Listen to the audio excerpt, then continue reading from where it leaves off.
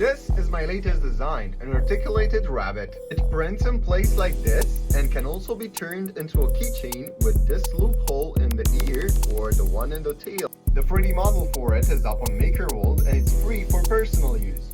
I made a bunch of them to give out to friends for Easter. And I also made a big one, which is really cute. And today I want to print another one in gray. If you also have a Bamboo Lab 3D printer, you can open the 3D model with a pre-built profile for slicing. Print the classic or the keychain version. I'm going with a huge classic one that's gonna be gray. Slice the plate, and we're looking at 11.5 hours.